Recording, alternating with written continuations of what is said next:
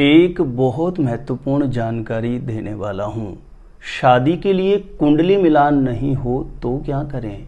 शादी के लिए रिश्ता तो बहुत अच्छा है, लेकिन कुंडली मिलान नहीं हो रहा हो तो ऐसी स्थिति में क्या करें।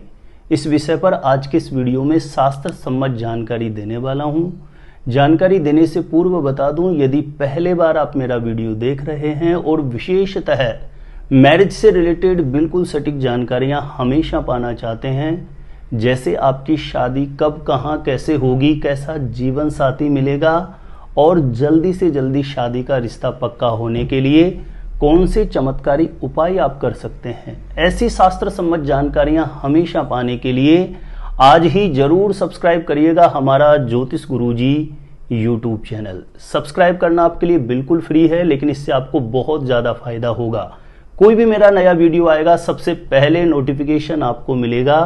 आप आसानी से मेरे वीडियो देख सकते हैं, हमेशा आप मेरे साथ जुड़े रह सकते हैं। तो चलिए प्रिय दर्शकों, विषय पर चलते हैं। बहुत बार देखा गया है कि शादी के लिए रिश्ता बहुत अच्छा समझ में आ जाता है व्यवहारिकता में, लेकिन जब कुंडली मिलान करते हैं और कुंडली मिलान नहीं होता तो ऐसी स्थिति में बड़ी दुविधा उत्पन्न हो जाती है कि अब क्या करें। तो देखिए, मैंने अनुभव में देखा है, प्राय अधिकांशतः लोग क्या करते हैं, आजकल बहुत से ऐसे एप्लीकेशंस होते हैं जिनके माध्यम से खुद ही डेट ऑफ बर्थ टाइम डाल करके मिलान कर लेते हैं और वहां पर यदि गुण मिलान कम आता है तो पीछे हट जाते हैं, या एक कुंडली मांगलिक है दूसरी कुंडली मांगलिक नहीं है, जैसा वो सिस्टम सॉफ्टवेयर दिखाता है उसी के हिसाब से निर्णय ले लेते हैं। यह आप बहुत बड़ी गलती करते हैं, क्योंकि किसी भी लड़का या लड़की की जब कुंडली मिलान होता है तो वहां पर बहुत ज्यादा विचारणीय और देखने योग्य बात यह होती है कि चलिए कुंडली मिलान नहीं हो रहा है, ऐसी कंडीशन में किस दोष की वजह से कुंडली मिलान नहीं हो रहा है यह पता करना बहुत जरूरी होता है। और कुंडली मिलान के समय कोई भी दोष यदि बन रहा होता है तो उसका 95% चांस होता है कि उस दोष की कहीं न कहीं काट हो रही होती है। हो सकता है कि जैसे आपने कुंडली मिलान के समय देखा, किसी भी सिस्टम में सॉफ्टवेयर में ऑनलाइन आपने कहीं डाल करके चेक किया और वहां पर गुण मिलान 18 से कम आ रहा है तो आपको लगेगा कि कुंडली मिलान नहीं हो रहा, लेकिन ऐसा जरूरी नहीं है। बहुत बार ऐसी मैरिज हाउस पर शुभ ग्रहों की स्थिति होती है, शुभ प्रभाव होता है, ऐसे में कम गुण मिलान होने पर भी विवाह मंगलकारी हो सकता है। इसलिए अंततः बिल्कुल आप फाइनली कोई भी निर्णय पर पहुंचते हैं उससे पहले किसी अच्छे ज्योतिषी से प्रॉपर कुंडली का कैलकुलेशन जरूर करा लें।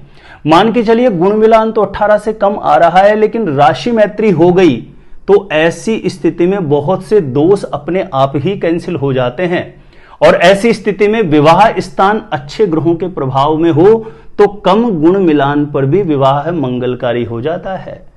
दूसरा मुख्य कारण बनता है कि कुंडली मिलान नहीं होने का कि एक कुंडली मांगलिक और दूसरी कुंडली मांगलिक नहीं है। तो ऐसी कंडीशन में भी लोगों के मन में भ्रम बना रहता है कि मांगलिक की शादी मांगलिक से ही करनी है। ऐसा बिल्कुल भी नहीं है।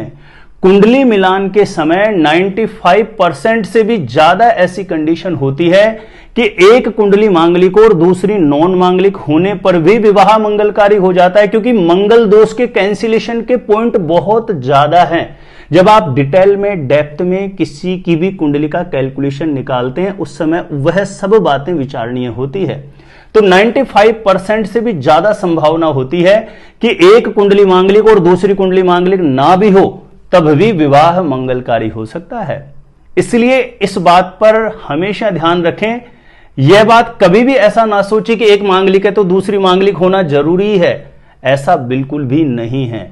कुंडली की बहुत सारी ऐसी कंडीशंस होती हैं जिसके चलते मांगलिक नॉन मांगलिक से और नॉन मांगलिक मांगलिक से भी मैरिज कर सकता है। तीसरा कारण बन सकता है कुंडली मिलान नहीं होने का, नाड़ी दोष बन रहा है। अब इस नाड़ी दोष के भी बहुत सारे कैंसिलेशन के पॉइंट होते हैं, कैंसिलेशन के सूत्र होते हैं, और कोई भी सूत्र लागू हो जाता है तो उस कंडीशन में नाड़ी दोष भी कैंसिल हो सकता है। मान के चलिए भकुट दोष की वजह से कुंडली मिलान नहीं हो रहा, गण दोष की वजह से कुंडली मिलान नहीं हो रहा, लेकिन राशि मैत्री हो जाती है तो गण दोष और भकुट दोष दोनों ही कैंसिल हो जाते हैं। तो यह बहुत विचारणीय विषय है, क्योंकि जीवन का बहुत बड़ा निर्णय होता है जब आप शादी के लिए कोई भी निर्णय ले रहे हैं। और कभी कभी आपकी नासमझी या आपके ज्ञान की कमी के कारण एक बहुत अच्छा रिश्ता भी आपके हाथ से निकल सकता है। आपने कहीं अपने हिसाब से कुंडली मिलान करा, गुण मिलान कमाया, आपने मना कर दिया, हो सकता है वह रिश्ता बहुत अच्छा हो।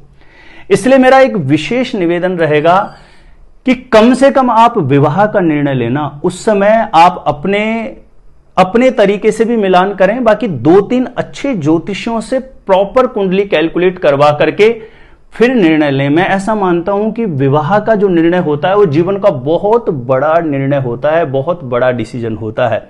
और हमारे हाथ में इतना तो होता ही है कि कम से कम मेलापक में जो ग्रह नक्षत्र की स्थितियां हैं वह प्रॉपर आ जाती है, एकदम सही डायरेक्शन में आती है, मेलापक एकदम परफेक्ट आता है। तो उस कंडीशन में दाम्पत्य जीवन एकदम अच्छा चलने की जो स्थिति है बहुत ज्यादा रहती है।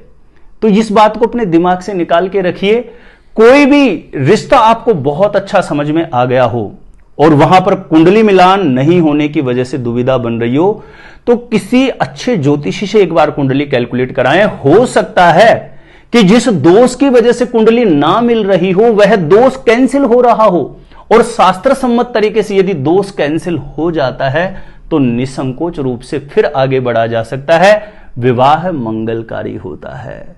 तो प्रिय दर्शकों, आप समझ गए होंगे कि आज की वीडियो में जो मैंने आपको जानकारी दी है वह लोगों के लिए कितनी महत्वपूर्ण है। तो छोटा सा निवेदन है, प्लीज वीडियो को ज्यादा से ज्यादा लोगों तक जरूर शेयर करिएगा। जानकारी अच्छी लगी हो तो वीडियो को लाइक करिएगा। पहले बार मेरा वीडियो देखा है तो सब्सक्राइब जरूर कर लेना, तो हमेशा मेरे साथ जुड़े रहने में आपको कभी भी किसी प्रकार का प्रॉब्लम नहीं होगा। मेरे द्वारा अपनी जन्म पत्रिका का सटीक ज्योतिषीय विश्लेषण करवाने के लिए जो स्क्रीन पर नंबर दिया है, आप मुझे यहां पे संपर्क कर सकते हैं, कांटेक्ट कर सकते हैं। आज के लिए इतना ही था। देखते रहिएगा आप हमारा ज्योतिष गुरुजी यूट्यूब चैनल।